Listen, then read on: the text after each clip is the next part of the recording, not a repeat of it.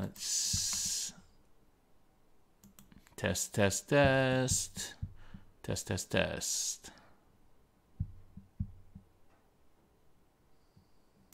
Sweet.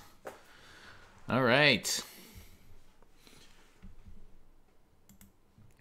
So, welcome everybody. This is CanHammer Podcast episode 153. And tonight's episode will be on 40K, and it will be all about Custodes. I've wanted to do a Custodes podcast for a long time, but Chris doesn't want to sit here and listen to me talking about Custodes for like more than 5 minutes. So, but Chris is otherwise indisposed. He now has had his third kid, and so podcasting is not his priority right now. And so I get to do my Custodes show. Woohoo! And so it's with great pleasure that I have a guest tonight to talk all about Custodes, Mr. Shane Watts. Shane, say hi to everybody. All right, Shane, if you don't know, is one of few kind of hardcore Custodes players in the competitive scene right now. Himself, Eric, and until recently Jeff, in control, who I presume is going to play Gene Stealers, but not confirmed. Kind of pushing the Custodes meta into everyone's faces, trying our hardest anyway. So it's great to have Shane here. I talked to Shane a lot just on Facebook Messenger, and Shane, did you say, Shane, just test your mic again. Oh, hang on a second. That's why I gotta actually add you in. Shenanigans.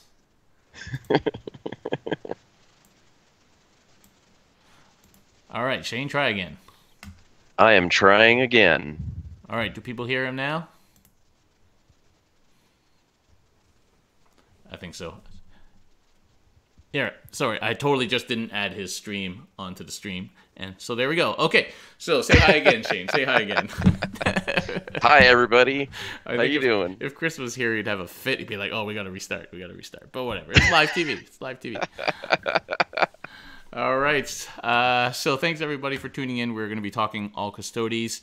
And we are going to be giving away a copy of the Gene Stealer Cult Codex with blip markers. So Stay tuned to the end of the show. We're going to be giving away this codex to a lucky viewer. So, Shane, your job by the end of the show is to come up with a skill testing question to do with Custodes that somebody needs to answer to win this codex, right? But you've got time to think about that. Okay.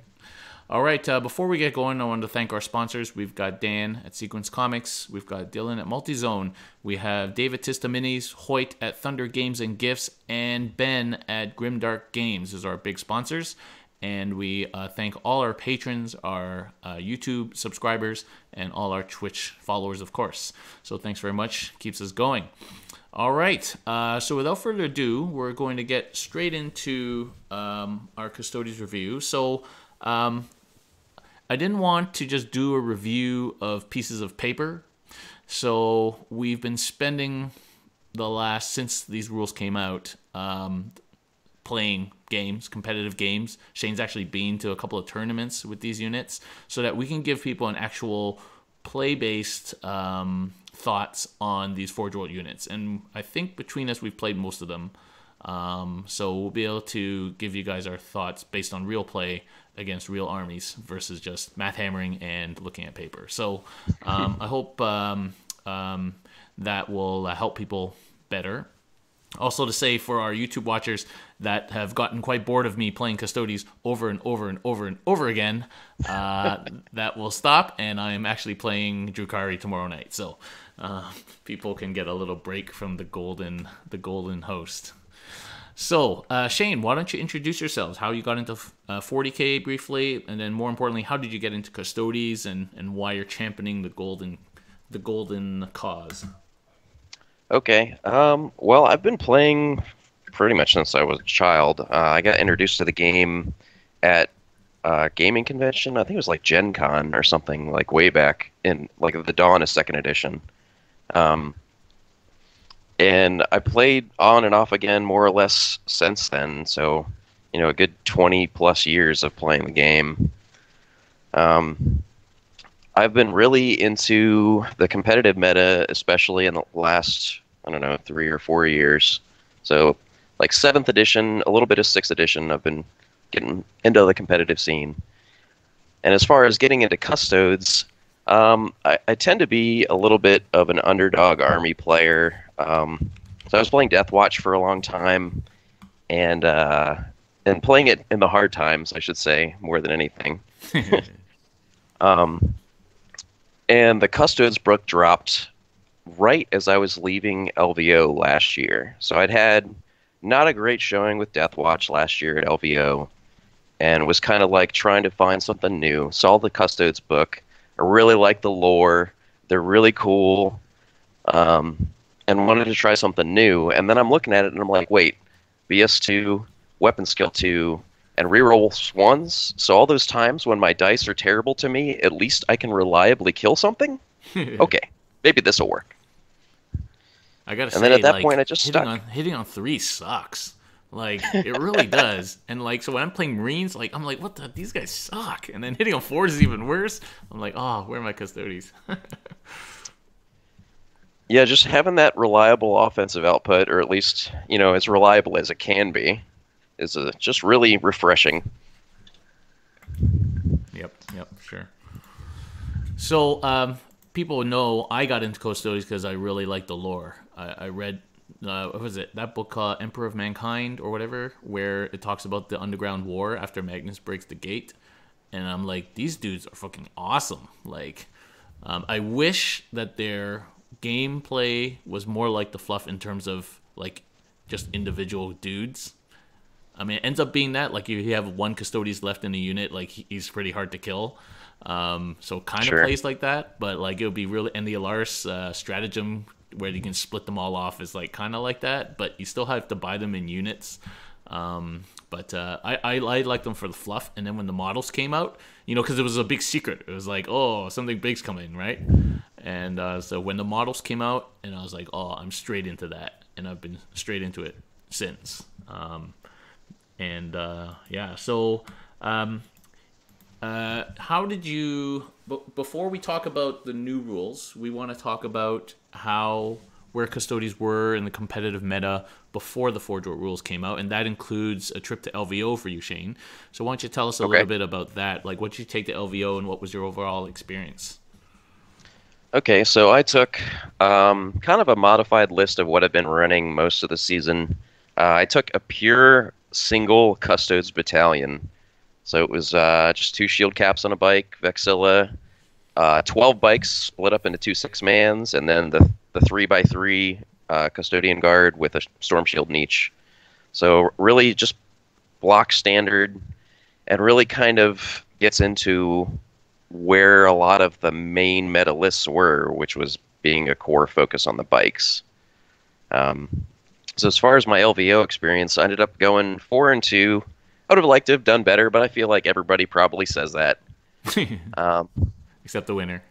Yeah, of course. The guy who wins never feels that way, but everybody else. I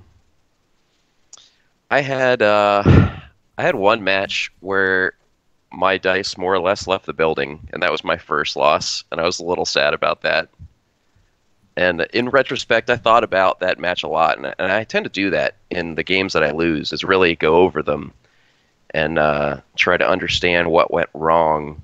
And there were some moves I made in that game that if I had changed up, it would have been less risky, wouldn't have been as reliant on the dice not betraying me, for lack of a better way of putting it. And I didn't do that. And if I had, it might have changed that game, it might not have. But, I mean, I had a really good experience. Everybody was really fun. I didn't have any of the typical people you don't want to play, which was good. I only ran into 3 Castellans out of my 6 games. All right. Victory. And ironically enough, all 3 of those games are 3 that I won, so I didn't lose to a Castellan out of my 2 losses. Mm-hmm. Although one of my losses was to Yanari. Yeah. I don't know if you want me to break down a little bit of those games, or...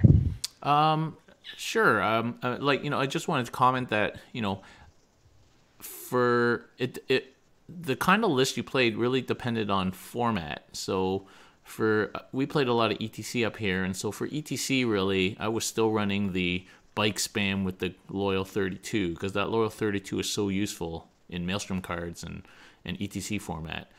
But then for ITC, it was like Jeff first showed it when he went to London GT, and then it seemed like you could really play more foot Custodes and pure Custodes because you could play a real denial style, right? Like it's hard to get secondaries off a Custodes army. And that seemed to be a real way of playing in the ITC. And then so it started to, it became more like people started to think beyond bikes. And I haven't actually played more than a few bikes in a long time. For me, it was that game that Eric played against Nick on Knights Pro, where he beat Nick by 1 or 2 points with just foot dudes, no bikes at all. Yep. And that was like eye-opening for me, because I was like, in ITC, these guys can work. You know, like if you have decent terrain, you can literally just not die and win the game. So that was great. So you kind of took a hybrid, like still took some bikes, but took the foot guys, as we said, a pure. We're only talking pure now, you know, because we're kind of slightly elitist Custodes players. Well, other than Assassins, which we'll talk about later, but. So yeah, well, like what were in the game that you lost? Like who were you playing against? Like what armies? We all know that Ynnari kind of sucks for Custodes because we don't have any psychic defense, and Doom and all that stuff really sucks. So when it comes to Ynnari specifically, I'll touch on that real quick. There's really 2 major lists for Ynnari. There's I have Reapers and I have Spears. And that is definitely the harder of the matchups for at least a bike-oriented list. If it's double Spears, which is the other kind of one, or at least was, I've seen it kind of shift away from that. But double Spears was the meta for a little while, and that I preferred because it has to come to me. And that worked out fine. Yeah.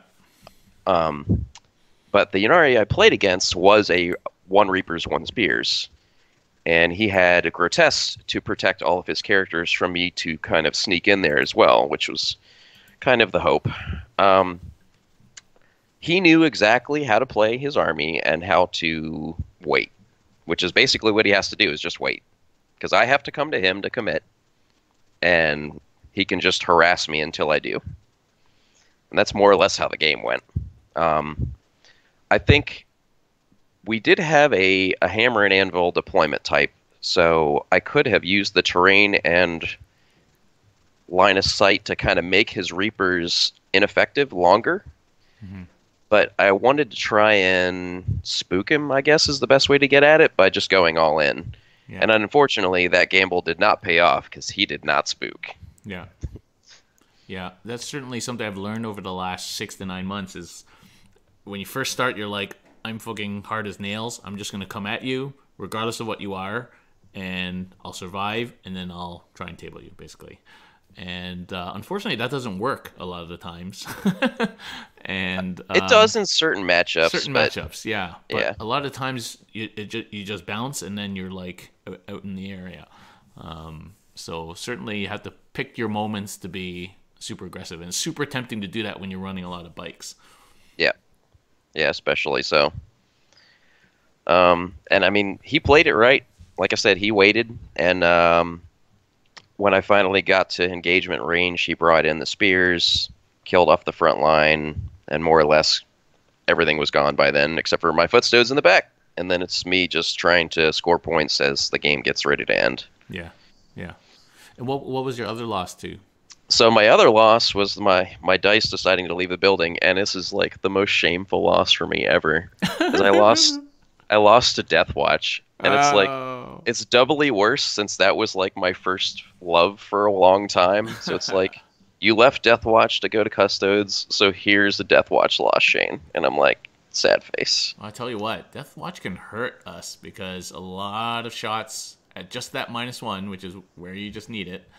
And yeah, can be pretty hurtful, little Deathwatch. Was that was that your game versus Andrew Gagno? No. Actually, I didn't play Andrew.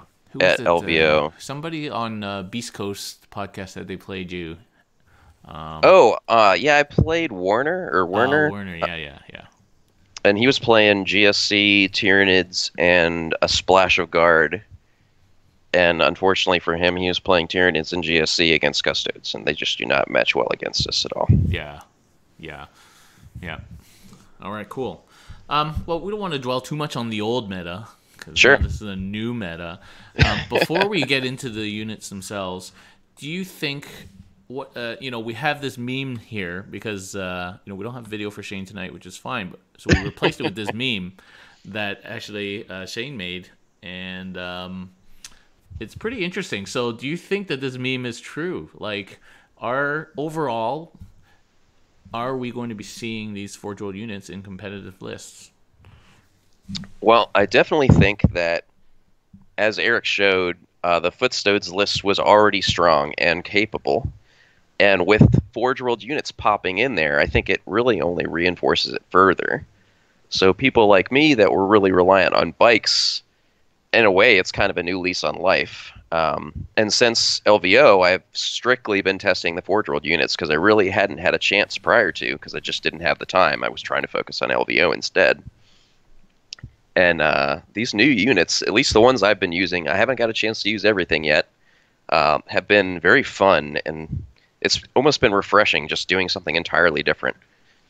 Yeah, that's for sure. And one thing that is really surprised me about it, because, I was waiting for them. It's been, like a year since they were going to bring them out, since they brought out the first beta rules. Yeah. And these ones apparently were written by GW. And you can tell because they're actually good rules, but not too crazy, not like Forge World crazy, hashtag Forge World. Sure. And the points values are decently reasonable for most of these units, and some of them quite competitively priced.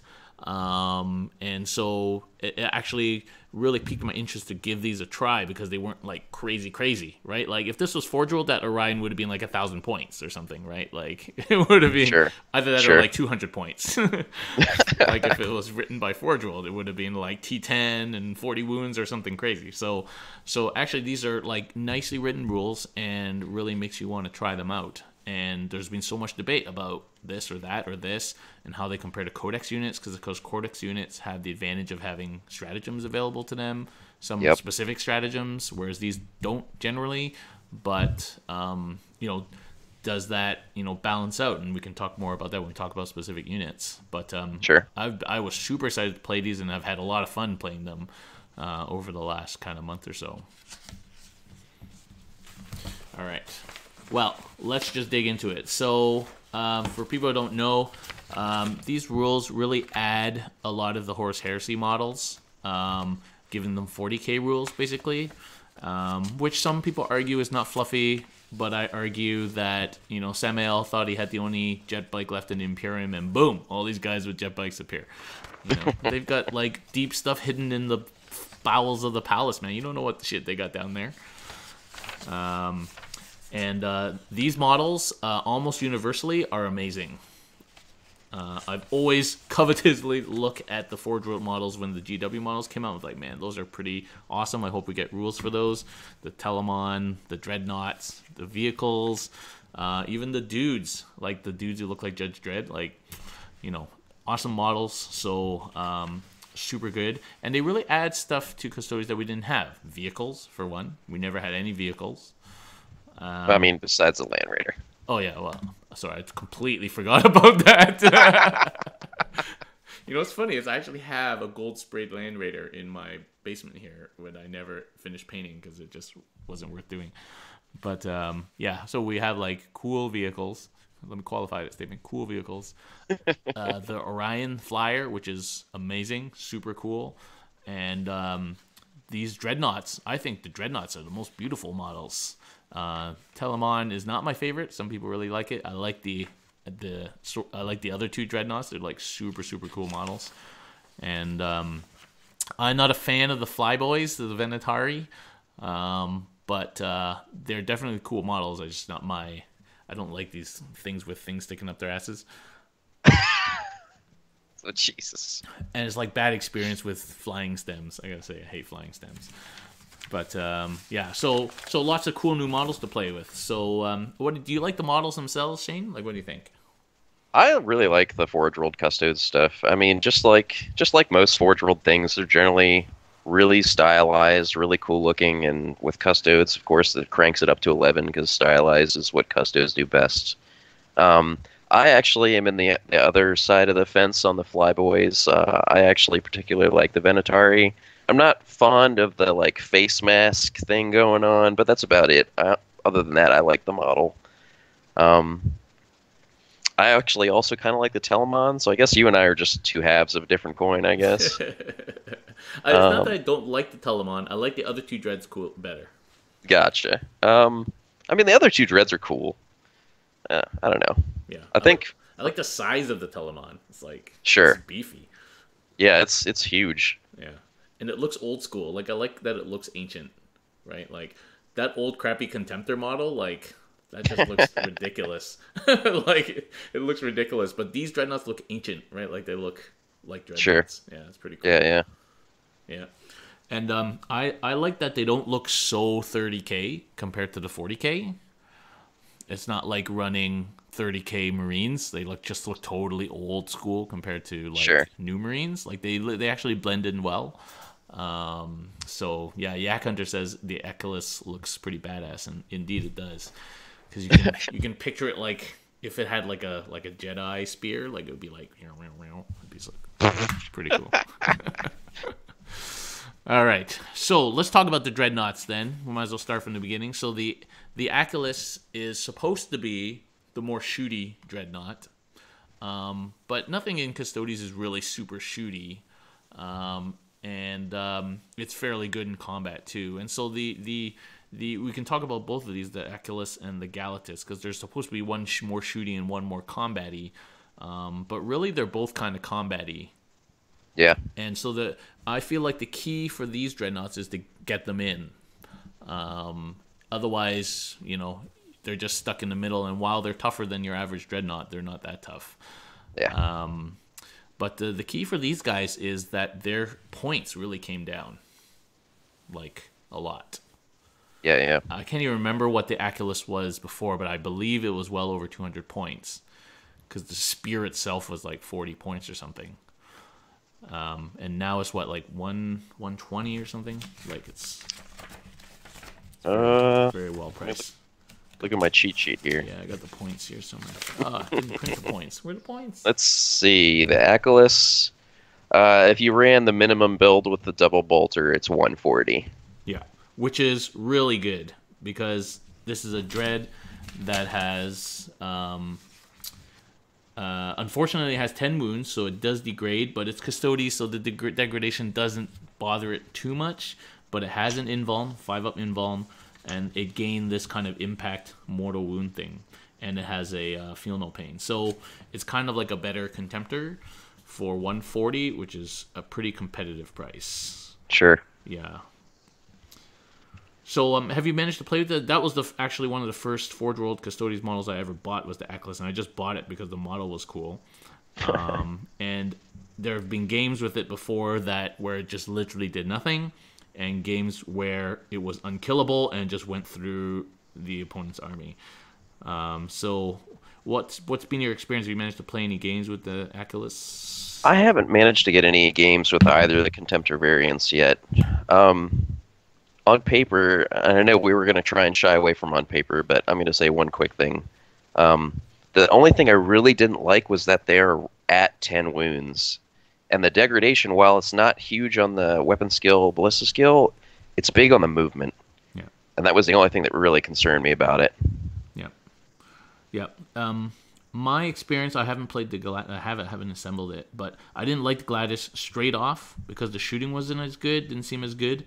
And the dude has like the most massive storm shield in the world, but it's only a 4-up invuln. Like, come on, right? Like that shit should be 3-up, and then this dude is maybe worth it. But at the end of the day, there's still T7 vehicles that would get one shot by Castellan or any number of things these days. Yeah. And Yeah. You know, the 4 invuln helps, 5 invuln helps a little bit, but not that much. And the other problem is they still only have 4 attacks. Yeah. I wish the Galatas had like a sweep rule like how the Warglaive has. I think it would be drastically better. Yeah, like for every hit, it's 2 hits or something, like stomping feet or something. That Yeah, would like be a sweet. second mode or something.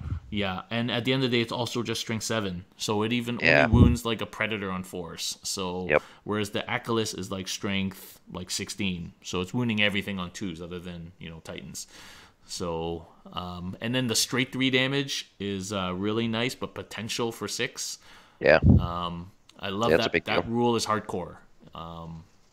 So if it had 5 attacks, so I measure these guys by, can this guy take out a knight for me in 1 round, right? Like that's how we think as Custodes players, because Yeah. we hate knights, and so can Yeah. this thing take out a knight in 1 round of combat? And the answer is no, unless you roll 4 6s, but that's unlikely.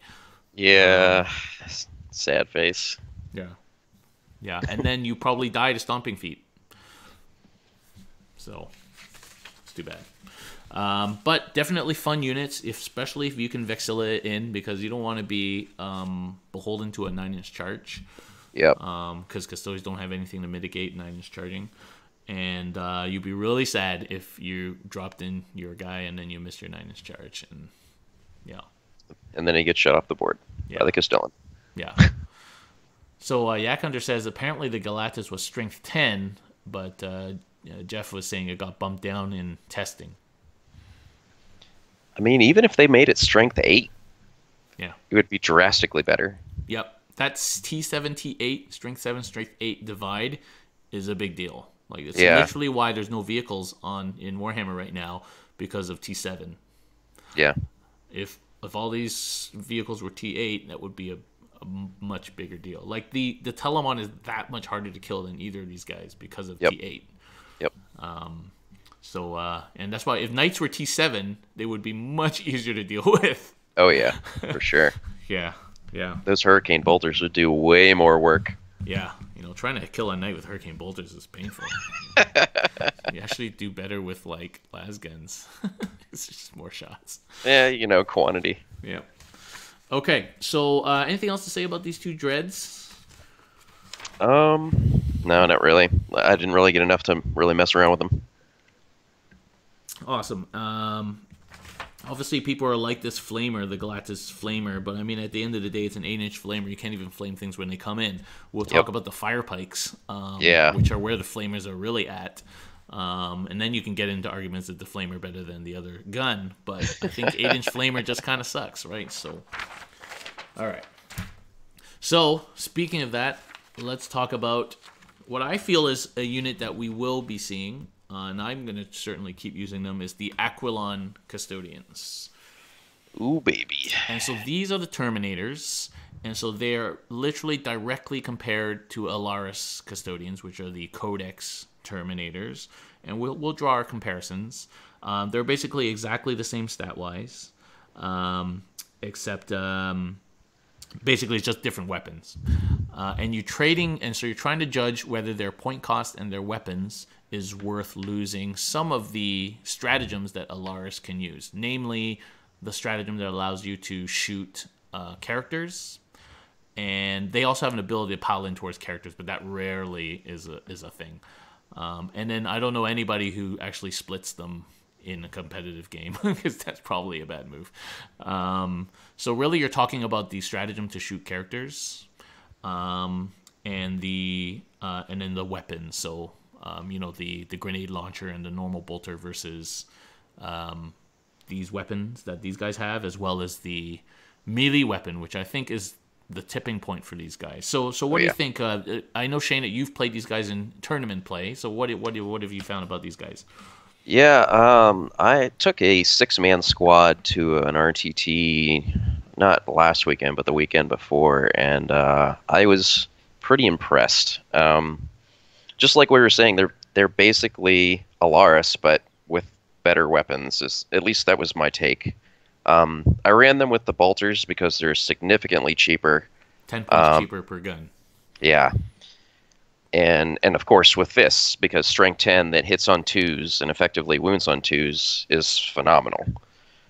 I think really the only drawback to them is the fact that the max squad size is 6. Yeah. But other than that, I thought they were great. They're a phenomenal unit. I haven't got a chance to mess around with the fire pike yet, but I think I'm going to be doing that here soon. But I was doing the math, and I'm like, 3 or 4 shots with a fire pike is math, so 3.5. And you're looking at 4 shots with the bolter if you're within 12, which is the same as the fire pike range. So effectively, I'm getting the same number of shots with the bolter as the fire pike. Yep.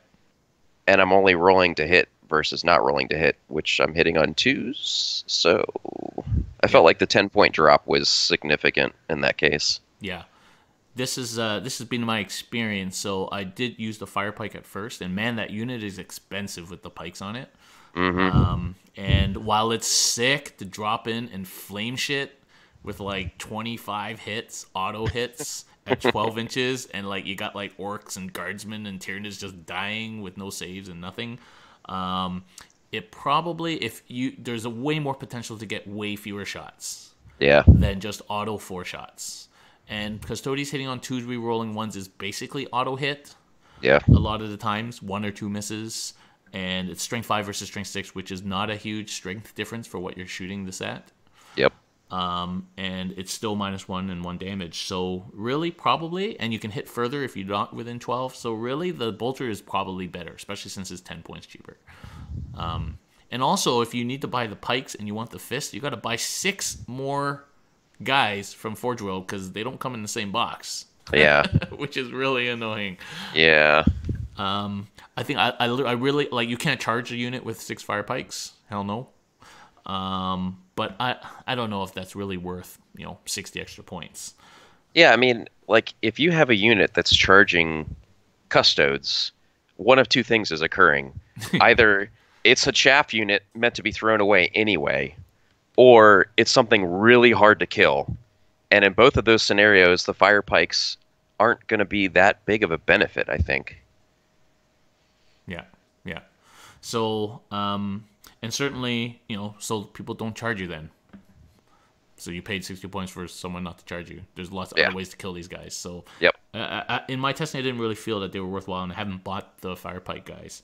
So you mentioned the gauntlet, which I think is the obvious weapon choice. Yeah. The other choice is this kind of strength 6 Talon, which, I mean, it's a lightning claw, basically. Yeah, but like it needs to like double the attacks or something for it to even be considered to be worthwhile. Like run 2 Talons and double your attacks or something. Like it's really kind of shitty. But the power gauntlet strength 10 is so key. It's like so key for, as I say, killing knights or anything T8. Like we really struggle against T8. Even killing a freaking what's that stupid Nurgle tank called? Oh, the Plague Burst Crawler? Even killing one of those is a pain in the ass. Yeah. But strength 10 is a real game changer for us. Yep. Even the axe is only strength 8, so we're winning on 4s, right? And it's only -2. You can spend a CP to make it -3, but but the strength 10 -4 D3. Oh god, I hate D3. But anyway, that's a different conversation. But so that strength 10 is so key that I think it makes these guys like the Terminator of choice. Yeah, I agree. Hands down, I think that Equilon outperform Alaris at this point. Yeah. And if you're taking like 9 or 10 Alaris, that's like your whole army. You probably don't want to do that. Because now we have so many other more units to play around with. Maybe before where we didn't really have much else. So I don't. Initially, when I read it, I'm like, oh god, six max. That really sucks. But actually, it's probably not a big deal. I mean, I think being able to take a larger squad would be nice as an option, but 6-mans are okay. I'm happy with it. Yeah, 4 attacks each. That's 24 attacks. That's strength 10. That's a decent combat hit. Sure. Have you killed any knights with these guys yet? I have not matched into a knight yet with the Aquilon, but I'm looking forward to it. Yeah. So I think so. And the loss of stratagems, as we said, which stratagems really? just the snipe characters one, which Yeah. most people are aware of and don't really fall for. And then, well, this might be a good time then to bring in the possibility now that we just leave 85 points, which is roughly the cost of a Terminator or a bike, Yeah. for a basically 1 CP assassin of your choice. And there's your 1 CP spent to kill a character, take a Vindicare, and you'll get a 2 CP back for it. And that's probably a better use of 1 CP than a Laris stratagem to shoot characters. Yep. Yeah, it's a lot easier to snipe characters that way, Yeah. I think. Yeah. So we'll just segue quickly into the assassin thing. Do you think all Custodes players should be leaving 85 points? I think initially, right now, I know I'm going to, because I really want to push the envelope on it and see how it looks, see how it works. I don't know if I'd say it's an auto take, but I definitely would encourage people to try it. Yeah. And the thing about Custodes is that we don't have to give up a lot for 85 points. It's usually just like one model. Yeah. I often will have close to 85 points left at the end of my list building that I can't fill with anything other than a innumerable number of Misericordia. Or like trying to drop one model from one unit to put another model in another unit and somehow use more points. Exactly. So 85 points for us to leave is easy, actually. And the assassin of your choice adds so much versatility, and you don't have to decide till like the end of deployment. You know, if you're against Psychers, the Colexus really helps you. The Eversur is freaking insane. Kills like 30 boys just by itself. The Vindicare, as we just said, is your character hitting. And the Calidus for just fucking with people. It's not actually that good, but it just fucks with people. So, yeah, I think for now, people should be trying it out. Yeah, as you say. Yeah. I think all Imperium should be trying it out, but yeah, it's super good. Okay, these guys are actually with the Bolters and Fist are actually cheaper than Alaris, I believe, if my math is correct. I think it's close. It's very close. Like, there's hardly any difference. And for Custodes, like, we're, you know, little points here and there doesn't matter. As we said, it's easy to just have 85 points left over. So 6 Alaris is 474, and 6 Equilon is 468. Yeah. So it's like 6 points cheaper. Woo! Yeah. So Nice. if people haven't tried it, just run your Alaris as Equilon and try it out. I think you'll be pretty satisfied, especially if you come up against tough things that normally you would struggle against. Yep. Yeah. Like, bikes can only kill T7, T8 because if they charge, they reroll wounds. Otherwise, it's really, really painful. Yeah. Yeah. Okay, cool. And what do you think about these guys versus Wardens? Because you can get 1, 2, 3, 4, 5, 6, 8 Wardens for the same approximate, just a bit more, 20 more points than 6 Custodians. That's another comparison that people have drawn. I'm sorry, how many Wardens was it again? You can get 8 Wardens for 20 points more than 6 Aquilon or 6 Alars. So basically, you're netting 2 Wardens out of the deal, so that's another 8 attacks. Yeah. I mean, I would say it's good for some things, but if you want it as your anti-knight unit, which I think that's what Eric was doing, I think I'd rather have 8 less strength 10 attacks versus 8 more strength 8 attacks going into a knight. Yeah, that's probably like only net extra 2 or 3 going through. And these guys' shooting is better, and they can automatically deep strike without spending that CP. Yeah. Yeah, for sure. I do like the big unit of Wardens. I'm picking up a unit of Wardens right now because I think you could probably run a list of Wardens and Aquilon. Sure. I mean, you could plug and play the Alaris for Aquilon at that point, and then Wardens next to him. Yeah. Okay, sweet. Okay, so our summary on the Aquilon is that people should definitely try them. We've both been pretty happy with the Aquilon. We've both bought Aquilon. That's a sign of being happy with something. Yeah. Because this shit ain't cheap. And in terms of Firepike versus Bolter, we both kind of feel the Bolter is probably better. Situationally, the Firepike may be better. Like if you're doing a lot of Overwatch, but somebody's charging you, it's not because they think they might kill you. And oh yeah, so let's just talk about quickly this Adrathic Destructor, because this gun pops up all over these pages. Strength 5, -3, 3 straight damage, but every one is a mortal. What do you think of this gun? They're usually short range too. Yeah, short range. Yeah, I mean they're 18 inches, so on the drop, you be able to use them on what you're trying to shoot more than likely, especially if you're using the Vexilla to get in. I think the biggest drawback here is the strength 5. Yeah. Because effectively that means now you want to shoot at infantry or some sort of like heavy infantry with this unit, and at that point, I think I'd just rather go back to the bolters. That 3 damage is very tantalizing, though. I don't really want to, like, shoot at tanks with 3 damage things, but that strength 5, I think, just really takes it back. Yeah. If it was cheaper, I think it might be more viable, but the point cost is excessive. 20 points. Yeah. Which is crazy. That's even 5 points more than the fire pike. I mean, the way that I looked at it is effectively that is 2 plasma guns worth of points, and that is not 2 plasma guns worth of damage. Yeah, especially plasmas that would be hitting on 2. The one mortal wound thing on 1 is not going to happen that often, but yeah, man, every wound can count on these dudes, right? Sure. Like, how often have you had one dude on 1 wound left do a whole bunch of stuff, right? Yeah, I guess it's pretty true. Like, it happens a lot, right? People are like, oh, he's only got 1 wound left, I'll leave him alone. Uh-huh. This dude is going to cause you a lot of trouble. Yeah. It's just like, oh, that 5-man guard squad? Yeah, he did. Yeah, so taking 1 mortal on a Terminator is actually painful. So there's too much drawback, and the strength 5 kind of sucks. If it was strength 6, would that be better? I mean, it would be more viable because there is strength 6, or there is tough 6 vehicles out there. But even then, I'd still be hard pressed for the point cost. Because, like I said, it's not super comparable to an equivalent weapon. Yeah. Okay. Cool. Let's move on. Custodian Guardians with these special spears. Before we talk about this, I have a real beef with this. Is that these guys are elites, even though they're just Custodian Guardians with different spears. I really wish they just made different spears for Custodian Guardians.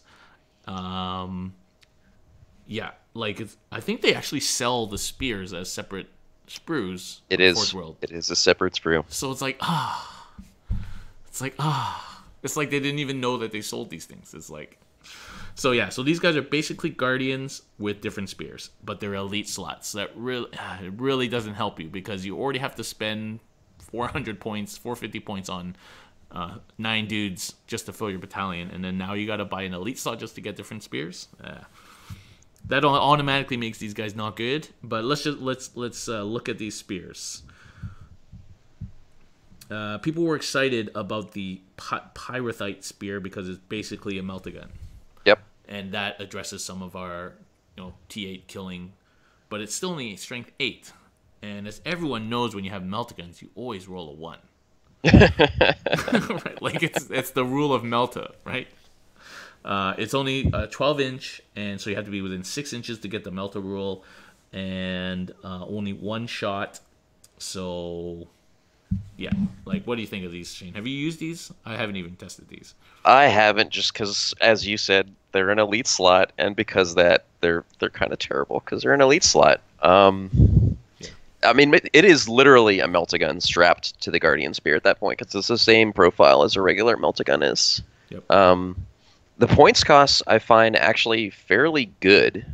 Like they are appropriately priced. In fact, honestly, like looking at it, because it's 60 points for a Guardian with this meltagun, basically, might be undercosted compared to other meltagun bearing models. Yeah. But since it's an elite, as it stands, I don't know if it'll ever see play. Yeah. Yeah, so that's like 180 points for 3 meltaguns. I mean, that seems legit, right? Yeah, it's just like it's too much. It's too much, and they're not troops. If they were troops, maybe you throw 1 spear into each unit or something, sure. Right? Like that can you plink up to 6 wounds somewhere here and there. Like that's useful. Anyway, I did write that back to GW, so hopefully they fix that. But. Yeah, gonna make an extensive write-up when I'm done with this, probably this next tournament that I'm going to. Yeah, and I think people, if you're playing these, you should put the time in, write an email back to GW with your play experience, because otherwise nothing will change.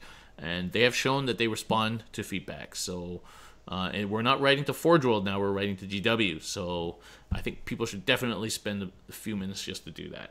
That's my plug for your responsibility as a Custodes player. Okay, let's talk about another unit that nobody will ever play. I feel, although some people like this unit, is the Agamatus Custodians. So this was really confusing. It took me 5 minutes to work out what these guys were. They're basically the jet bikers with different weapons. Okay. Yeah. So it's confusing, but that's what it doesn't anywhere. It doesn't actually say what it is except for biker at the bottom, and their movement. So these guys are bikers with different weapons. They have same stats as bikers. Everything is the same. So the different weapons they have is they have this Adrathic thing again, which is strength 6 now, 2 shots, but it's heavy, and it's only D3 damage instead of straight 3. So that was kind of a missed opportunity. And the heavy kind of sucks. Like I said, hitting on 3 sucks.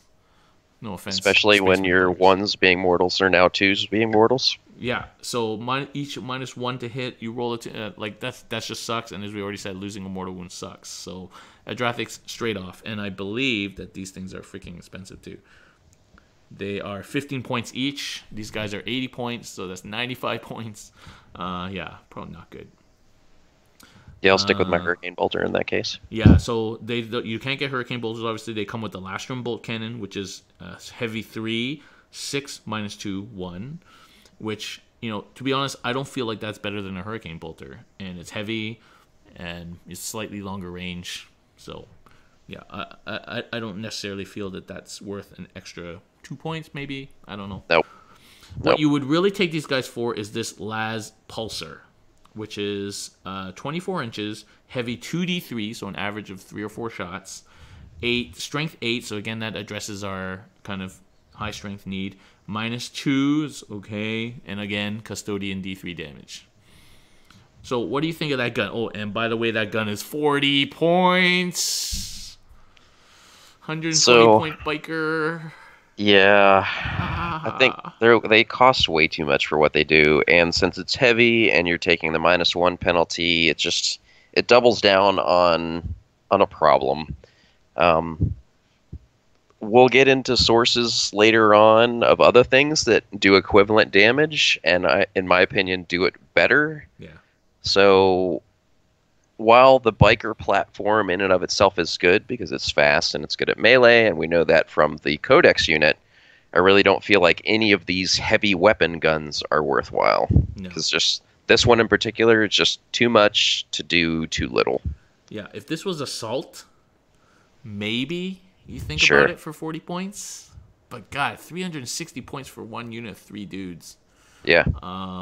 Versus just 4 Codex ones. It's just a lot, and especially now we have other sources, as you say, of strength 8 to strength 10. So yeah, I think these guys are just priced out. Like, some people have been arguing that 120 is reasonable, and I'm like, no, it's not. No. So yeah, sorry. And these guys are like those super long banana bike models, right? Which are kind of cool, but a little bit not that cool. But. Okay, next we come to a unit that I know that you like, and I think I'm coming around maybe. I got to test it a bit more. But the Venatari. So these are the new models. These were released with these rules. They weren't pre-existing. These are like the jump pack custodians. And so there was much excitement about them when they leaked the model, because they'd be like, oh shit, if there's like a normal custodian that can now move 12 inches and fly, that's pretty sick. So these guys are basically guardians, except that they have a 3-up save instead of 2-up, because I guess they figured that they can't fly with 2-up armor. So, and they come with this shield, which tries to, gives you takes away 1 AP if it's a, if it's a -1 AP weapon, then it doesn't count to -1. So you still get a 3-up against -1, but you still on a 3-up against AP 0. So, what do you think of these guys, Shane? Give us your thoughts. Okay, so I went all in with the release, and I bought a bunch of Venatari right away. I bought the 3-pack because I really wanted to give it a go. I like mobile units, so I just bought in before I could see the rules. I've ran the Spears variant and the Pistols variant at 2 separate tournaments at this point. I like them. I'm not sure they're better than Bikers still, but I do really like them. The big thing that I found is you have to play them entirely differently because of that 3-up armor. Yeah. I found that with the Spear variant was really good in the fact that I basically was running it just like regular Custodian Guard, which are great. And the problem with Custodian Guard is they take a while to get into something. Yeah. But when you have a jump troop, they don't take a while to get into something, which is great. And then one of the big things that's different between the regular Custodes and these guys is their shooting attack is drastically better. Now, the Spear and the Pistol variant, effectively, the gun is the same, just the only difference is the pistol can generate more shots and is a pistol and has a little bit longer range. Which is weird, but anyway, yeah. Yeah, exactly. But that Strength 6 -2, 2 damage. Now, if you remember, I was talking about how I hated the Adrathic for the Aquilon because it was Strength 5. And I was just like, these are shooting elite stuff. And I still feel that way when it comes to the Venatari, because it's still the same concept. But the biggest difference, I feel, is twofold. One is that the Venatari are a lot cheaper for a similar profile. And two is the Venatari are able to kind of get where they want to get to shoot this weapon. Yeah. So, my experiences with the Spear, I kind of felt the range bite me a little bit on the drop, because there'd be a couple times where I'd be trying to drop into a key position for a charge, and I couldn't quite get all of the Spears in to shoot what I wanted to shoot. But when I got into that combat, the Spears did work as they should. Yeah. When I ran the Pistol variant, I really enjoyed the fact of those extra shots. I had no idea how happy that was going to make me. Especially like the first 2 or 3 times I shot, it was just like, oh, here's 3 extra shots, and I'm like, this is phenomenal. But really, I feel like the Pistol variant's probably going to be superior because of the being able to negate -1. But if you have a list that needs more melee, which is a really funny statement to say coming from Custodes, I think the Spear is going to be the way to go. Yeah, these guys are only 8 points more than a Guardian. Yeah. And that mobility of free deep strike, as well as sort of hitting backfield with 3 of these guys, would be pretty disruptive, regardless of what you're running. Yeah. I think the big takeaway I have overall is I like them, and I think they're good. I think that with their current point cost, they probably should be a 2-up, though. Because, this is the way I looked at it, it's a Guardian that flies. Most units that change from a foot unit to a flying unit or a jump pack unit, however you'd like to look at it, they pay a premium, but they keep the same stat line. So effectively now, we're paying this premium to be a jump troop, and we're still losing. Granted, the gun improved, but not enough to make up that difference, I think. Yeah. So I think the points probably need to come down on them a little bit to make them better with them only having the 3-up. And you can play around the 3-up. That's what I learned, was how to also play around the 3-up. But I think they need to come down to match with the 3-up or just be put to a 2-up. Yeah, like 3-up to 2-up to 3-up is actually a big deal. Especially if you're getting hit by a whole crap ton of like bolters or las guns or shit like that. You're going to fail 3-ups. Right? Yeah. And it's like, if you lose these guys to like a bunch of like rapid firing las guns, you're just gonna cry, right? Like really cry. So sure, if you can play them in cover all the time and drop them into cover, and then that's great. But like when I first saw these guys, I was just like immediately like I didn't like them because of the 3-up thing. I thought it was an error. In fact, they got GW to confirm that this was not a print error. Because it's like everything else in the book is 2-up. There's no other 3-ups. All the Dreadnoughts are 2-up. Everything is all the tanks. But that's another thing. But why are these guys 3-up? And it's like so they're cheap, but I agree. I think they would need to be a little bit cheaper, but like a single unit of 3 of these guys might be worthwhile to throw in, just as a enemy backfield hitter in like turn 2, turn 3, because a lot of armies wouldn't have much defense against that in the middle of the game. Yeah. So I think they're definitely worth playing. I have bought some. I have them on the floor right over there, because I feel like they do warrant further playing. But yeah. It's like close. It's close to being really good. Yeah.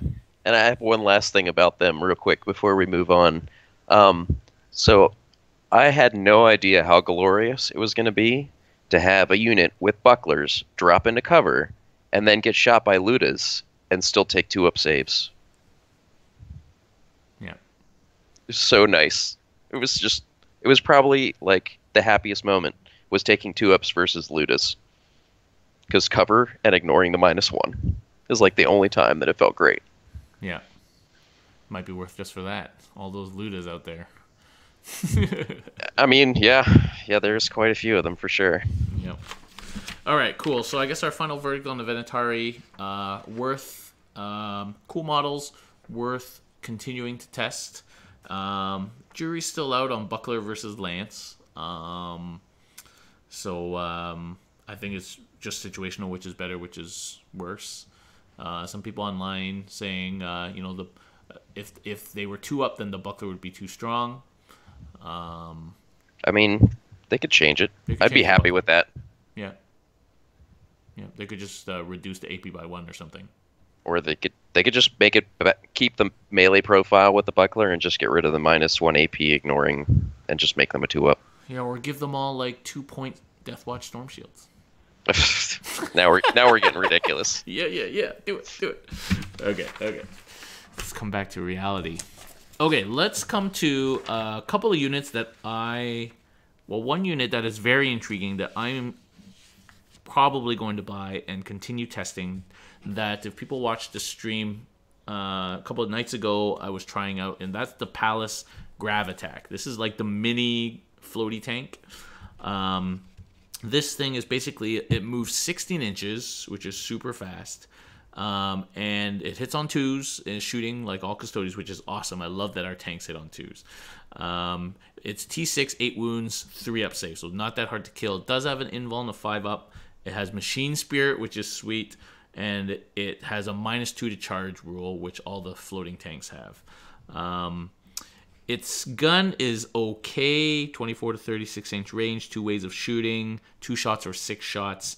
The 2 shots is strength 7, reroll wounds against vehicles. So if straight 3 damage, that's pretty decent, but it's only 2 shots. And heavy 6, 5 -2, 1 damage, which is okay for killing, Marines and shit like that. So like my experience with this guy so far is that you don't expect it to kill a lot. But this thing, combined with Tanglefoot, can be a screen. And also very useful for jumping around, grabbing objectives. Surprisingly fast. 16 inches is really fast. Have you had a chance to play with this dude yet, Shane? Yeah, I got a practice game in with the Palace. It honestly didn't wow me. Like, I agree that for being a cheap, fast-moving screening unit, it's good. So it's 100 points, which is like super cheap. Sure. I mean, at first when I saw it on paper, I was just like, this is the thing. And then I played it, and the output was not great. And I think that's part of what didn't wow me, was that offensively, it wasn't great. But everything else about it was good. But I felt like in my game, my opponent could afford to ignore it because it was ignorable. Yeah. And if they wanted to focus on it, it was dead. Yeah. It's easy to kill, that's for sure. Yep. And I don't believe that it gets OPSEC either. No, it doesn't. So only infantry and bikers get the OPSEC rule. Yeah. So, like, if it was OBSEC, that would add to it for sure, because it could just fly Sure. around being an OBSEC tank. Yep. But it's not, and so, 100 points is so tantalizing to, like, throw it in. And the -2 to charge with the Tanglefoot is super nice. I can really fuck up some people. But at the end of the day, probably not something that's going to be super competitive, but something that's super fun for sure. Yeah. I mean, it was fun, but like I said, it was lackluster. Yeah, yeah. So we can move on to the Caladius, or the Caladius, however people want to pronounce it. This is the bigger grav tank. It's more of the gun platform. Unfortunately for it moves 14, which is nice, but it does degrade because it has 14 wounds. Unfortunately for it, it is only T7, which relegates it into the never see vehicles in the Castellan meta type position. It only has a 3-up save, but it has a 5-up invuln. It has the -2 to charge rule and machine spirit. Its guns are a little bit more compelling. The stock gun it comes with has strength 9, rerolls, straight 3 damage, but it is only heavy 2, which I think really hurts it. And the other burst mode is heavy 12, strength 7, -2, so kind of like autocannon stuff, but only 1 damage. And then most people are suggesting that probably the Iliastus cannon is the weapon of choice for 60-inch range, 8 shots, strength 8, -3, D3. Oh, straight 3 would be so nice there. And this thing is 210 points loaded with the accelerator cannons, which is a competitive price. Compares favorably to things like Predators. Moves much faster than a Predator. Has the -2 to charge. It can fly, so it can shoot, and it's got machine spirit. So it can shoot when it comes out of combat. So it's got some use. I was not overly impressed in my game. Its 8 shots seems low. Double that up, please. Strength 8 is nice. D3 damage sucks. And it does die. Like, it dies to Ludas. Tank Busters cream 2 of these things in 1 round. And so T7 just really does suck. Have you had a chance to play with these, Shane? Yeah, actually, I took 2 of the Iliastus variant to the last tournament I went to, and I actually really liked them. They do suffer from the gets punked by Castellan problem, like most vehicles do in the meta currently. But the fact that it had 14 wounds and that it was even fast while it was degraded, was a big deal. Those 8 shots, while seemingly not much, is basically 8 battle cannon shots, and usually, like, I don't know, 3 tank commanders with battle cannons is actually a scary thing. And effectively, I have 2 of them that hit on 2s, so they're better than tank commanders. Yeah. They did a lot of work, actually, in most of my games. It's just when I ran into a Castellan, they died miserably. Yeah. I think if the Castellan goes a bit down, which for all reason to believe it will, and we start seeing more vehicles, I think these things become quite good for 210 points. Like 1 or 2 of these guys, they can screen for you with the Tanglefoot. They're going to put down some stuff. My one thing about them right now is I was doing the math. So they're about the same, a little bit less than the Castellan in points, 3 of them. Castellan kills 1 or 2 of them in a turn, and all 3 of them don't kill a Castellan in a turn. Yeah, yeah. So that's the thing. Like, if I could take down a Castellan with 3 of them in 1 turn, if I get the first turn, then maybe there's argument for that, because then those 3 tanks are untouchable. But yeah, and that's part of the problem with the Castellan. It's so defining. But I think if the Castellan, goes down a little bit, these guys might be worth showing up to some of those matchups, I think. So one of the other big things I had as a takeaway on this is, after playing with this and the Palace before, I felt like one of these was worth its weight compared to 2 Palace. Yeah, definitely. Yeah, that's certainly something. I'm making my list. I'm like, wait a second. Do I want, for these 2 Palace, and I just take another Calades? It's like, yeah, that's certainly a consideration, because it moves almost as fast as the Palace. It has the same anti-charge ruling, and its battlefield role doesn't really matter, and it has a lot more firepower. Yep. And as a screen, like, because they're fly, they can fall back and still shoot. Machine Spirit, Yep. like the Valor standing there, reroll their ones to wound. Like, Yep. It's a good amount of firepower. It's just that they die to Castellan, and there's so many Castellans around. Yep. For now. Yeah. Okay, so I think our verdict is that the Caladius could be good if the Castellan gets down, or if you play in a meta that doesn't have a lot of Castellans. And it's certainly going to provide you a lot of the firepower long range that you don't have right now. Better than dudes with spears and fire pikes and all that. So definitely 60 inches. Yeah. 60 inches. That's basically phenomenal. the table, right? Like, you sit it at the back if you really don't want to sit Valoris or a shield captain there. Just put a normal captain on foot or something,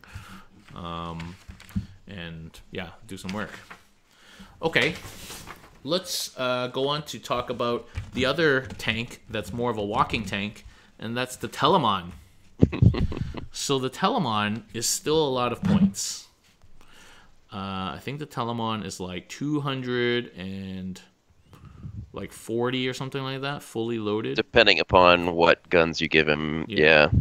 If you run the Storm Cannon variant, that's 272. Yeah, and people are thinking that that's probably the best gun. So this dude, though, he's a Dreadnought, but he moves 8, which is great. Hits on 2s, shooting, and combat, which is awesome. He is strength 8, so that's pretty good. And he's T8, which is so key. If he was T7, it would be trash. Total trash.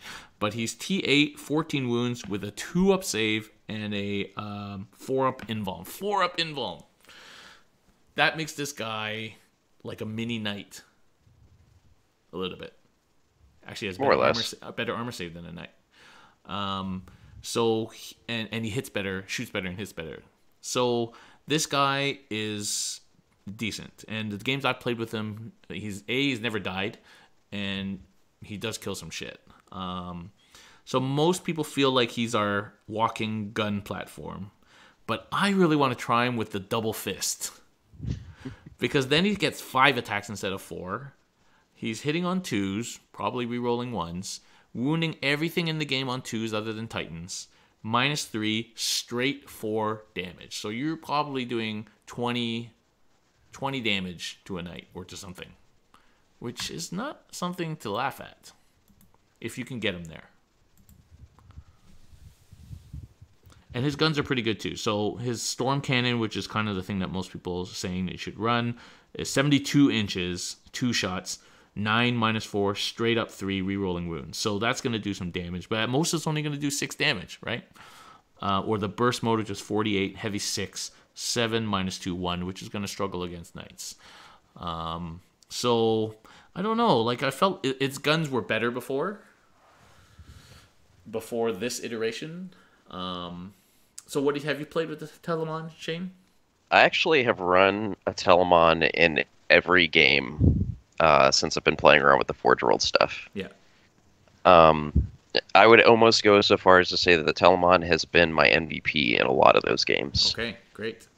And as far as Storm Cannons, and so at this point, I'm running 2 Storm Cannons, so that's 4 shots. And I didn't realize how much of an impact that was going to be in some of these games until I went to shoot at Pask and deleted Pask with 1 round of shooting. Pask, poor Pask. From full to 0 in 1 go. Yeah. And that just made me happy. Well, the strength 9 is key against T8, right? Strength 9, that rerolls to wound versus vehicles. -4, so no save for Pask. Yep. Flat 3 damage, which means 4 wounds becomes 12 damage, which means he's dead. Yep. The accelerator is 4 shots, so that would be 8 shots, 7 -3, 2 damage. Yeah. It's more. I believe that's more expensive, isn't It's it? it's actually a lot cheaper, but the problem is the range. You're back down to 36 inches. Yeah, I mean that's not short range, but it's not. I mean 72. it's long for Custodes. Yeah. Yeah. But in a lot of our matchups where we're worried about a gun line, typically their range is a lot longer than 36. Yeah. and then it's got this 5-shot heavy bolter basically on the top. It also has a Feel No Pain. So, like, this thing is pretty hard to kill. As I said, I have not lost it in a game yet. Has anyone ever killed your Telamon? In one of my practice games, I had a Telamon die super early. And it was Yannari. Doom Jinx went off on the Telamon, and I couldn't stop it. Yeah, the bad news. Bad news bears. Yeah. But other than that, no. Actually, in one of my tournament games, I only had the Telamon left at the end of a match and won that game swimmingly. But that Telamon was standing strong. Yeah. So, like, and now it doesn't have the one only thing. So you could envision like a couple of these in the back with a captain just plinking off stuff. Yeah. Like 2 of them, would that down a knight in 1 round of shooting? It depends. If it's a 3-up No. invuln, then no. No. Not going to happen. Yeah. So that's another thing, right? So that's like 500 something points. Not going to down a knight. Castellan doesn't. One Castellan versus one Telamon will take it out for sure. So I don't know. I need to play with it more. I have a model. It's beautifully painted, so I probably will. It's still a lot of points for me. Seems like a lot of points. Yeah, it'd be nice to put a backline of a Telamon and a couple of Caladius tanks, but that's like a lot of points right there. So my big takeaways for the Telamon was it was a survivable platform that has long range, which is something we really don't have, and I really enjoyed that and thought it was a good compliment.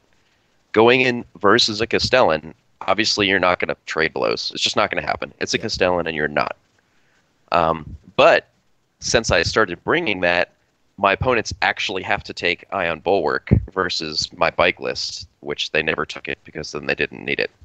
And God, is it funny to make a Castellan rotate with a Telamon. And that's my only real shooting that's going to hurt it. By 3 CP. Way worth. That's true. And actually, I've been thinking about the double fist for a while, and I as much as I would want it to happen, I still think it's not going to perform compared to Equilon, because Equilon are going to get more attacks. Granted, they're only D3 damage, but they're still going to deal more damage because there's more attacks, and they're more reliable to get in than the Dread is. Yeah. And, that's a lot of points to just, like, spend a CP to Deep Strike, and then you gotta, like, Vexilla it. And if you Vexilla it, then you can't Vexilla something else. And Yep. Yeah. So I think I would agree this is a walking shooting platform. Yeah. I don't think people should be afraid to walk it. It's heavy, so you lose that. You lose 1 hit, but, as long as it's near a reroll, that's not going to be too bad. Yep. So don't feel like you have to like not move it, because I think it has value because it moves 8 inches. So yeah. Okay. Generally like the Telamon, awesome model, and Storm Cannon's probably definitely the way to go, because that strength 9 is just key for what we're trying to shoot at with the reroll wounds. Okay, here's another crazy unit that missed the mark, I feel, is Sagittarum Custodians. So these guys, again, are just normal Custodians, but they have this weird 3-shot heavy bolter. And they're heavy support for some reason. So that kind of takes them out as well. But again, maybe just a weapon option for Custodian guards. And these guys are, how much are these guys? These guys are same price as Custodian guards. So you're literally just paying for the gun, which is 15 points. So similar cost then to a normal Guardian. So you've actually played with these, Shane. What do you reckon? I actually have almost played every game with them as well. And ironically enough, I think this actually might be my favorite unit from the Forge World stuff. Wow. If they were not a heavy support choice, I would think they're phenomenal. The fact that they're a heavy support choice drags them down pretty hard. But other than that, yes, I mean, they should be. We need another troop choice. Yeah. Like, that part of my feedback I'm going to give is that we need another troop choice. I don't care what it is at this point. Just give me something. Yeah. Give me one other troop choice. But anyway, back to the Sagittarum. So going into it, I was just like, it's like a dude with a heavy bolter. It's a backfield unit. Whatever. Fuck it. I'll give it a go. And every time except for one game that I can think of, but that game was a slaughter regardless. Every game, they overperformed what I expected. The fact that you can advance and shoot, and you're hitting on threes with advancing and shooting a unit, which is phenomenal. And they're still guard, so they still murder chumps in melee like nobody's business. So I had a game into orcs where they charged a 3-man, and the 3-man was basically just laying waste to the orcs, and it just made me laugh because it's 3 dudes with guns, and somehow they're better than your fucking 30 dudes with big axes. How that makes sense, I don't know. Like, you put Misericordia on them, or just, like... So, I wasn't doing Misericordias, and I try not to unless I have a glut of points. But I do think that if you have the points to do so, it's well worth it. Because effectively, you're giving them another attack, and you're making every melee attack that much better.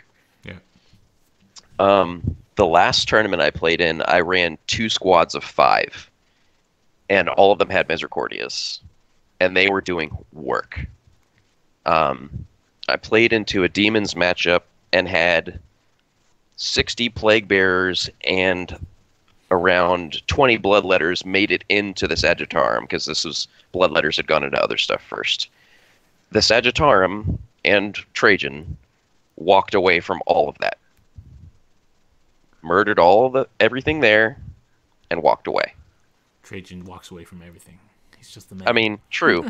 But the Sagittarium Guard tossing 4 attacks apiece at strength 5, like gold. Yep. Pure gold. Yep.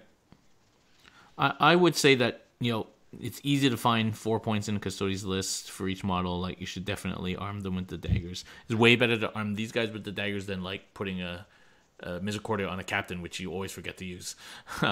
Yeah. So, and most of the time, I really don't like Misericordias, because generally I have, like, a Guardian Spear or something that's a better weapon. Yeah. But these guys, it's a drastic improvement for them. Yeah, for sure. I could see, like, if these guys make troops, either running all Sagittarum or running, like, 2 normal 3-mans of troops and then, like, a slightly bigger, like, a 5-man unit of Sagittarum might be a nice, cool thing to do. Yeah, that would be cool. But as heavy support, yeah, it hurts. If it wasn't for that, I would think that like I said, they're my favorite unit right now, period. And the fact it's a combi is cool. I haven't really got the Death Beam to work the way I wanted it to yet, but it's still cool. Disintegration Beam. Yeah. Okay. Well, these guys are cool, but they need to be troops. That is our conclusion on these guys. Okay, and now we come... so, in the interest of time, we're going to skip the Grav Carrier, which is basically not... I mean, it's a T8, 18 wound transport. It's a Land Raider. Yeah, not much to say about it. It's pretty similar to a Land Raider. It costs 200 points without weapons, and we don't really need a transport. It's 245 with weapons. Yeah, that's painful. So it's a Land Raider. Yeah. Okay, we're gonna go right to the last unit, and one unit that I haven't had a chance to test yet, but I really want to because I think it'll be fun, is the Orion dropship. And this is a cool model that is pretty large, which I like. I like large Forge World models. And so this thing is basically a flying knight. So it's strength 8, T8, 22 wounds, 3-up save, and hits on 2s though, and moves 50 inches at max. And it flies, so it's -1 to hit. It does it have hover? Let me see. Yeah, it can hover, and it can if with the Vexilla it's now -2 to hit, which is compelling because knights are not -2 to hit. It has Machine Spirit, has a 5-up invuln to add to its toughness, and it can transport 12 dudes, custodian dudes, so which is great, and or 7 dudes and one of the Contemptor Dreadnoughts. So, what do you think of this? Have you played with this, Shane? I haven't got a chance to test it yet. I know someone that has one that's fully painted that's willing to let me use it to test with. I just haven't got a chance to do it. But I'm really looking forward to it. I kind of have some mixed feelings about the unit, though. Yeah, it's what, 450 approximately. Yeah, it's Fully loaded. 448. Yep, Has a lot of 448. guns. It does have a lot of guns. But honestly, I think you pay for it. Yeah. Looking at the amount of shots that you get total, I think you're really paying for it. And it's the same cost as a Crusader, Yeah. I think. Or it's close to a Crusader in point cost. Yeah. And really, you're gaining a -1, some troop carrying capacity, which honestly is not a big deal to me because usually Nope. we're either fast or we're moving on foot anyway. Yeah. And no melee. Yep. So it's kind of a trade of a knight, and it's kind of like giving us a knight in a way, but it's entirely focused on shooting. So, like, my question again, like, does this kill a knight? And the No. answer is no. Like, nowhere near kills a knight in one turn. Does a knight kill it? The Castellan would struggle at -2 to hit. Sure. For sure. It's not going to kill it with -2 to hit. But Ludas will do a bunch of work to it. Yeah. Tank Busters with more DACA will probably kill it. So there's still a bunch of things that can one-shot this 500-point model, even with -2. So, yeah. So I think it's definitely... And then the thing that instantly came to my mind, of course, is triple Orion. Because you still have enough points for a bear battalion and a captain, and then you just rock around with, it's like 3 knights, but with 3, -2 to hit, at least for the first turn, flyers. But I was convinced not to spend $1,500 on 3 vehicles. It's totally worth it. That's the other problem with this. It's $500 US. Yeah. Which is, Yeah. oh man, that's a lot. Yeah. So M. Polpa says that he can see once the Castellan gets nerfed, that they replace it with this. But I really don't think this is a replacement for what the Castellan is now. No, because it's really not. You're forgetting about rotating ion shields. You're forgetting about Raven stratagem.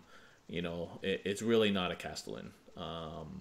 And I think the Castellan, if just the Castellan gets nerfed without the Crusader getting nerfed, you're just going to see a whole crap ton of Crusaders. Yeah, I think if and when the Castellan gets a nerf, I think Crusaders are going to pop back up again in force. Yeah. So, but I if my basin had been flooded, I would already have this model just because I love it and I need an excuse to buy it. And I think some playable is an excuse to buy it for me. 1, Sure, not 3. Because I just want the model. Like, it's sweet, it's cool. It would look cool next to my Thunderhawk. On the back shelf, where it never gets played. But yeah, I think people should try it. I think it'd be fun. You come up with all sorts of lists of what you can put in it. Unfortunately, you can't put a Telamon in it because that would be a nice way of delivering double fists. But you can't do that. Nope, sure can't. But even putting an Achilles in here and like a few Wardens or something, or there's no point putting Equilon in here because they can deep strike themselves. But, Yeah. It might be fun to play. You could probably fit your whole army inside the Orion given the points values. Yeah. Yeah, you could do some really silly things with it. Yeah. Just, I want it to be great. I'm just not sure it's great. Yeah. I still It need looks to great, try it. I still need to try it. I can't find a suitable proxy. I just need a big base. But yeah, so I think I'm gonna try. I need to try it at least once, and I'm probably still gonna buy it eventually, and just paint it because it's cool. Yeah. But I don't think we're gonna see it in a super competitive list because it's still in the current meta. It just still gets one-shotted or close to being one-shotted, and then it becomes pretty useless. Flying lump of resin, basically. Yep. Okay, so that takes us to all the units. So if we want to wrap up, if somebody asks me or asks you, Shane, what units should I buy from Forge World if I'm a competitive player for Custodes? What would you tell them to buy? I mean, Aquilon is a good buy, period. Like, it's a definitely good unit. 100%. I would say if you're going to buy a specific type of Aquilon, buy the fists, because the fire pikes, I think, are probably a trap. So Equilon definitely, I would say, is a buy. I definitely think the Telamon is a buy, because like I said, the Telemon's the MVP in a lot of my games. And this might be unpopular, but I think some Sagittarum would make you happy. I really like them, like I said. And I don't know if I would tell people to buy the Venatari yet. I really like them, but I'm not sure. Okay, cool. I would tell people to buy everything because they're all cool models. No. So I agree with you. I tell them to buy some Equilon, Fists, and Bolters. I also am not sold on the Venatari, even though I bought some. And I'm waiting. If they make Sagittarum troops, I will buy some. But if they don't, I won't buy any. And I already have a Telamon, but yes, I would tell people to buy a Telamon. And I'll tell people if you love these models, then buy the Orion because it's sweet. But don't expect to be winning games with the Orion in your list. In an army that has so few models, to have one that's that many points, regardless of what it is, unless it's literally unkillable, is probably not a good idea. So what I found is that by running bikeless lists, you actually have a lot more flexibility. And now with more units, different units, the army is way more flexible than it used to be. Flexible in terms of what you can build, and flexible in terms of how you can play it. It still sticks to a core of being very hard to kill and denying a lot. If you play ITC, denying secondaries. Interestingly enough, the new secondaries might have some effect on that. I think it's actually favorable for Custodes, but anyway, it's still not supposed to talk about it. But it's definitely gives you as a Custodes player a lot more flexibility than just running foot dudes or biker dudes. So I think I really like this release, and I think gives us a lot more flexibility. And like in every codex, most of it's stuff you don't see, right? And so it's a decent hit rate on this, 8-page document, I think. Yeah. M. Popa says, wish they pushed plastic instead of Forge World. Well, you should dip into Forge World, man. There's nothing more peaceful than getting a bowl of soapy water and just toothbrushing your models. If you don't know what I'm talking about, you've never dealt with Forge World. But I got to say, the new Forge World stuff is excellent. There's very few lines and stuff like that. They're all amazing sculpts, just as good as the plastic. It's very easy to super glue these things together, just as easy to paint, and everything fits together perfectly. The old Forge World is horrible. I would never make anybody put a Fire Raptor together. It's just horrible. But like the Thunderhawk, for example, was a dream. These models are all awesome. The Dreadnoughts are awesome. All the new Forge World stuff is great. So, I do have one thing I want to throw in. So the only problem I have with the Forge World releases for the Custodes stuff is those stems on the Venatari. And it's not that I don't like them. It's just that they're really fucking hard to get them to glue and stay. Yeah. Because I've already had 3 pop off. I hate flying stems. So what I did with Inceptors was I just modeled them onto terrain pieces. And avoided the whole stem thing altogether, which I might do with these dudes. We'll see. Because my army is kind of marble-based theme, so I might get some of those like broken pillars and then just have them landing on the pillars. Gotcha. Yeah, we'll see. Because I hate flying stems. All right, cool. Well, that wraps up our discussion of Custodes beta. If people have any questions, do ask, and we can put it through to myself or to Shane in the chat. What we will do now, though, is we are going to give away this Genestealer Codex. So this is the new Genestealer Codex. It is completely shrink wrapped still, and it does come with the little cardboard blip things. Everybody's just calling them blips, so that's what I'm going to call them, the blip things. These little pieces of cardboard are causing so much trouble. Anyway, so we're going to give this away. Shane, do you have a skill testing question? Like, I have something that I definitely think is a skill check. And really for any melee army, it's just I'm trying to figure out how to word it. Okay, well, you got a few minutes. So, okay.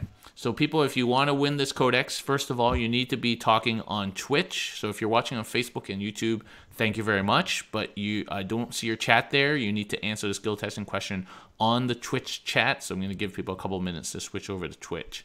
What we're going to happen is we're going to put the question out, and then the first person to type the correct answer in the Twitch chat will win this codex. And then all you have to do is email me at canhammer.yt@gmail.com or Facebook message me through CanHammer or through my personal Facebook message and give me your address and details. Maybe send a screenie of your answer, something that tells me you're actually listening.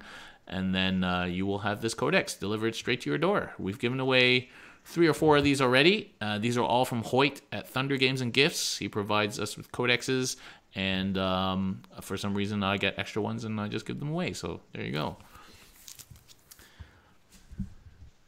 All right, so we've given people a few minutes to get onto Twitch. Okay. Shane, are you ready? I guess I'm gonna try and ask this question, I guess, the best I can, and if it's terrible, then you guys can just hate me, I guess.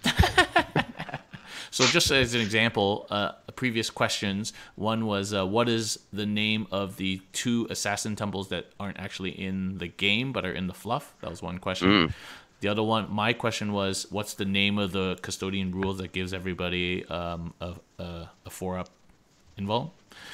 And it's kind of like really like can be pretty simple. Last time we had to ask a different question because nobody got the original question. I might be dipping crazy then. It was like a scathing question, but ask away. Okay, ask away. Okay, so I guess really what I'm trying to get at is in a scenario where you have to, and this is a gameplay question, it's not a fluff question. Okay, gameplay question. Okay. So in a scenario where you have to charge a unit with a Custodes unit, but you also have to keep that unit alive because you need to be able to wrap it in order to survive, what is the best way to go about doing so without killing the unit? And it's kind of a twofold because there's 2 steps to it, really. Okay.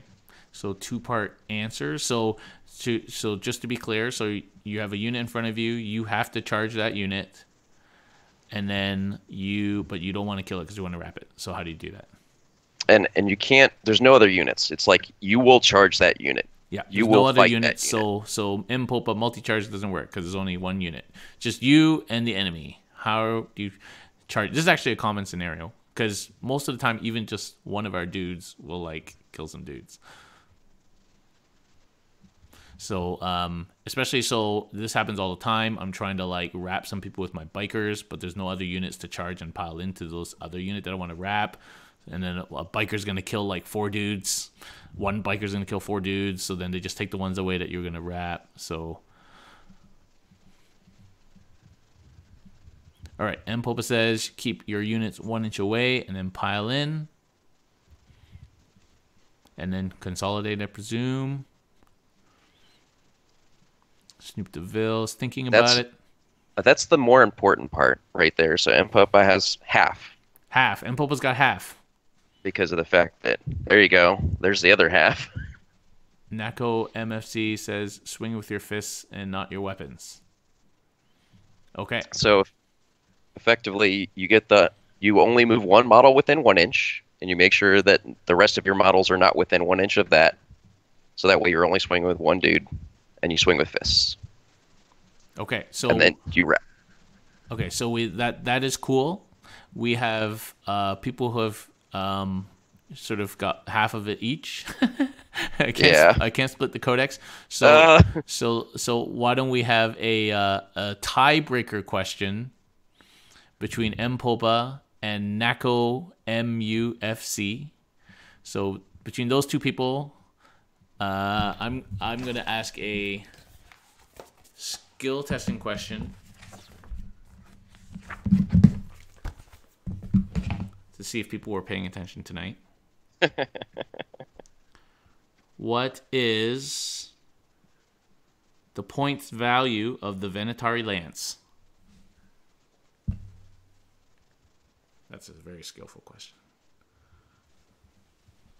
This is a tiebreak between Mpopa and Nako MUFC.